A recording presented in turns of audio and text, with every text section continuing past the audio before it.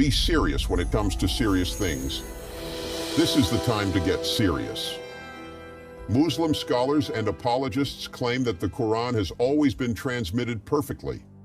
They claim that the earliest Muslim believers were careful in memorizing the Quran, preserving every letter from change or loss through the transmission of hundreds of early narrators that were directly linked to the Prophet himself.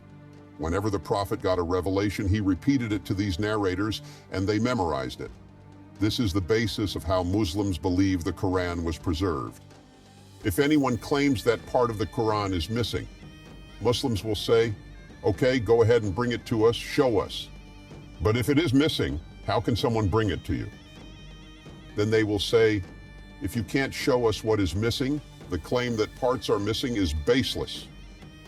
If there is any one big lie that you've been constantly fed, it is the lie that the Quran has been perfectly transmitted and preserved.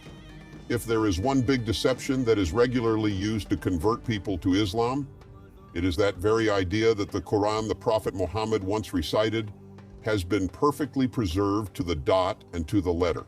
To the letter, to the dot and to the sound. The lie that what we Muslims are reciting today is exactly as was revealed. When critically examined, this claim doesn't even hold up to Islam's own written tradition and authentic hadith. Let's look at some of the hadith and Islamic narrations, which confirm the idea that continuous transmission and perfect preservation is nothing but fiction. There are dozens of hadith narrations that wouldn't exist if the Quran had truly been transmitted without interruption. The only way for these hadiths to exist is if the Quran has had transmission and preservation issues. Let's begin. Tafsir Ibn Kathir, or Ibn Kathir's interpretation of Surah Al-Ahzab, where we find him talking about Imam Ahmed, saying the following. Ubay ibn Ka'b, one of the earliest companions, asked me how many verses I read in Surah Al-Ahzab. I said 73. He then said, is that all? It used to be as long as Surah Al-Baqarah, and we used to recite in it the verse of stoning. Today, Surah Al-Ahzab has only 73 verses. The narration suggests that it used to be as long as Surah Al-Baqarah, which has 286 verses. That means 213 verses are missing. Now, before you say, go and educate yourself. There are no lost verses and not one verse from the Quran went missing. I am aware of the typical response by scholars today that would claim these verses were abrogated. They were revealed temporarily to the Prophet and then they were repealed. Okay, let's say that they were abrogated. But does that mean that 213 verses were abrogated from one single surah? We are not talking about a verse or two that were abrogated, not even a few paragraphs. We are talking about 213 verses. This is almost 5% of the Quran from only one surah. And you're telling me that they were not lost but abrogated by Allah? God changed his mind on 5% of the Quran in one instance? Does this make sense to you? Whether these verses were abrogated or not, the biggest problem is that two of Muhammad's companions, after the Prophet's death, are debating how long Surah number 33 should be. And neither of them said to the other, but the verses were abrogated. Both received the surah from the same prophet as you claim. So why the debate? And how did they not know that the verses had been abrogated as you claim? The fact that they are questioning one another shows that the abrogation apologetics response is a later development to address this issue of missing verses. The companions themselves never knew such a thing. What we are seeing here is a conversation about missing verses and confusion over transmission and preservation. Bukhari himself, in his book titled The Great History, narrates and confirms from a different source, this time from Huzaifa. Huzaifa says, I recited Surah Al-Ahzab to the Prophet, but I forgot 70 verses from it and I could never find it. Note that here is no talk about the verses being abrogated. They were forgotten, searched for, and never found. Similarly, Abu Ubaid, Ibn al-Anbari, and Ibn Mardawai, three notable names in early Islamic scholarship, narrate from Aisha, the Prophet's favorite wife, and I quote, Surah Al-Ahzab used to be recited with 200 verses during the Prophet's time. but when Uthman wrote the Masahif, he could only find what is there. Please note, these verses were not abrogated. According to Aisha, Uthman, the then caliph, did his best to gather these verses and collate them in the Masahif, but he could only collate that which he found. The missing verses were not abrogated. It was not God canceling these verses, but they were lost. So whoever is trying to convince you of continuous transmission and perfect preservation of the Qur'an is lying to you. They will say that these claims have been refuted, but no, they have not. Islamic scholars manipulate and twist interpretations in failed attempts to cover up what their oldest sources show regarding the not-so-perfect transmission of the Qur'an. But the evidence is there and quite staggering. Al-Tabari, in his commentary, also narrates from Ubay ibn Ka'b once more, saying, "We count Surah Al-Ahzab as 73 verses, but I swear to God who revealed the book to Muhammad, it used to be as long or even longer than Surah Al-Baqarah." Of course, God abrogated them, they say.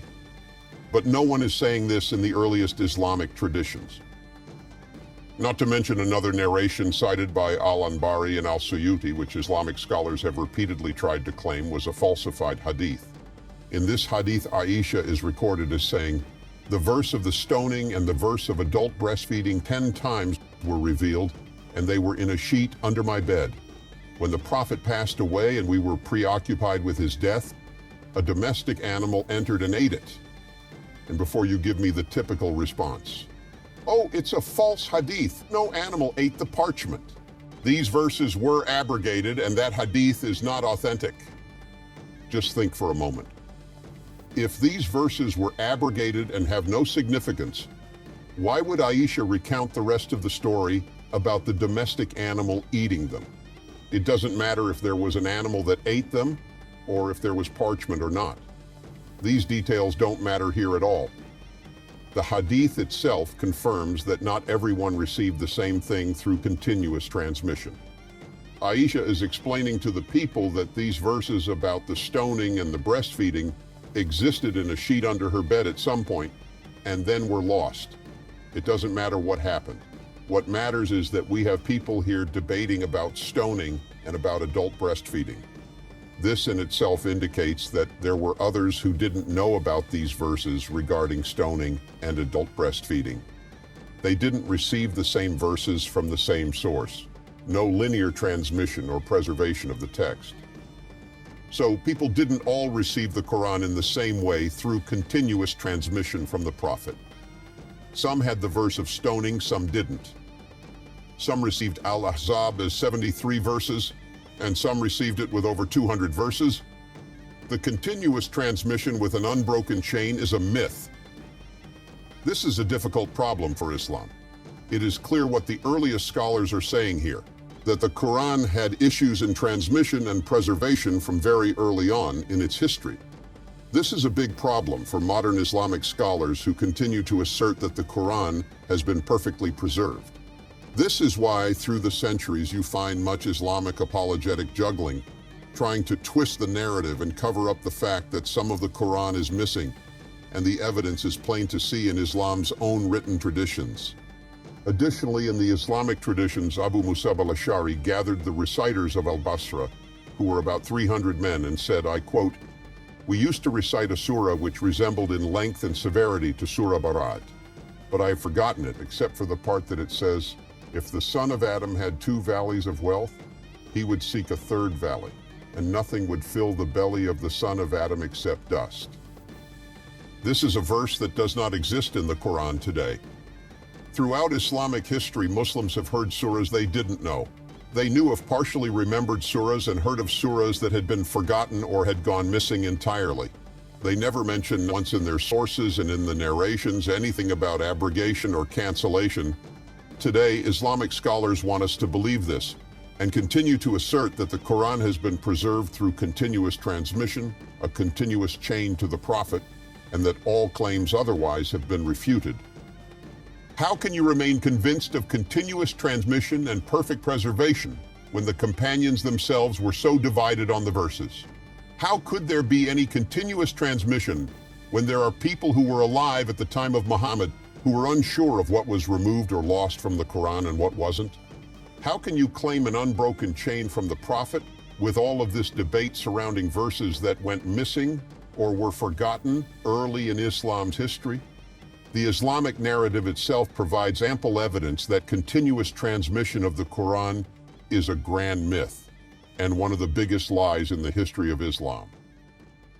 When you go to academia, they're going to just, the famous story of the emperor with no clothes. They're going to just point out, no, that doesn't make any sense. Well, that's not true, and this and that. And they'll bring issues, which I'm not going to mention explicitly, that you know are true because they're in your own books. They're not inventing anything new.